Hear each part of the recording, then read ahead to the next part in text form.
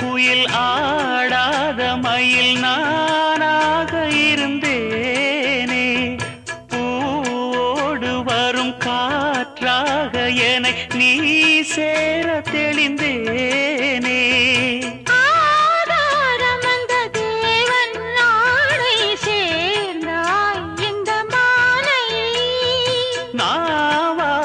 ருசித்தேனே தேனை தேர்ந்தேன் இன்று நானே.